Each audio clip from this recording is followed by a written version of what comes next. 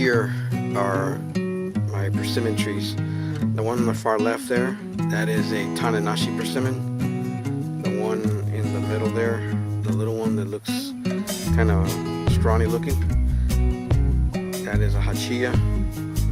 It's a recent transplant, so it hasn't gotten established yet, and it's in very, very sandy soil, so I think it might be a little bit dehydrated. I'm going to take care of that soon. And then right over here is the Persimmon. So let's get closer to the Tananashi. I want to show you something real quick here. Let me move the camera and tripod.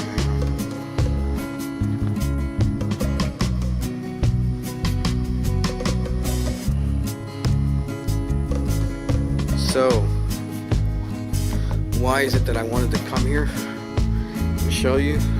Let me take the camera off the tripod.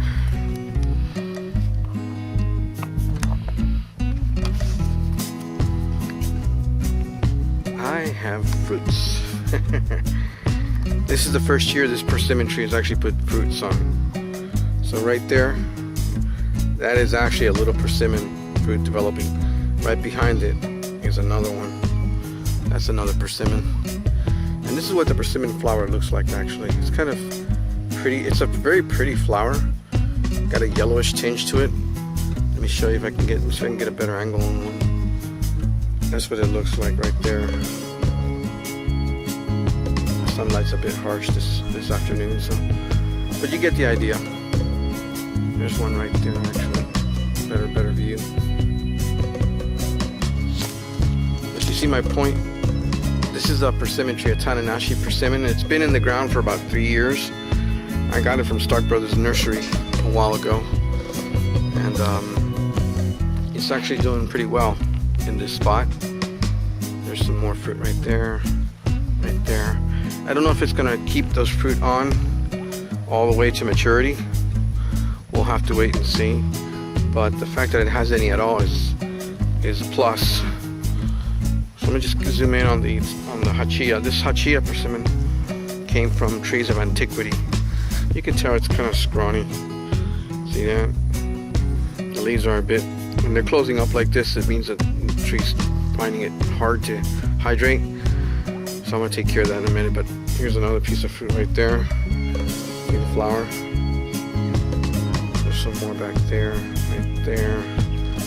Right there's another one. It's got a few pieces of fruit. This is a very small tree, second year, I would say.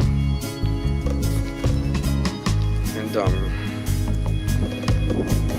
it's only just recent. It was in a pot last year, and I transplanted it when it was dormant in this winter. I don't know how well it's going to do here, but I'm going to give it a try. And then finally my Fuyu persimmon. This one's also been in the ground about 2 or 3 years, about the same time as the Tananashi. Look at that. Look at the beautiful size of that leaf. Isn't that pretty? My shadow's interfering with the shot. The leaves are really big, they're really pretty. She also has some fruits developing, or I should say some flowers. This one woke up, I would say maybe at the beginning of April. So these persimmon actually they're kind of late bloomers. They take an awful long time to wake up out of dormancy here in Florida.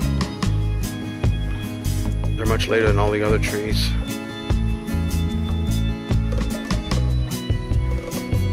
There you have it. My persimmon trees.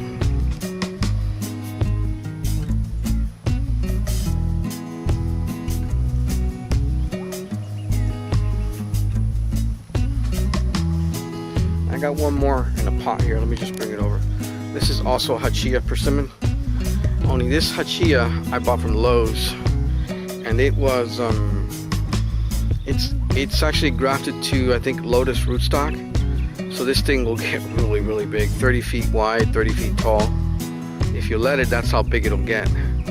I have no intention of letting it get that big, but I had intended originally to plant this in the front yard to replace a palm tree that I cut down earlier this year, or earlier last year. But now I'm starting to have my doubts because I have an apple tree behind it. That one right there in the ground. That was a Brayburn, or it is a Brayburn apple. I think this tree is dying on me. I think it might have gotten infected with fire blight, and the limbs are just dying one by one quickly.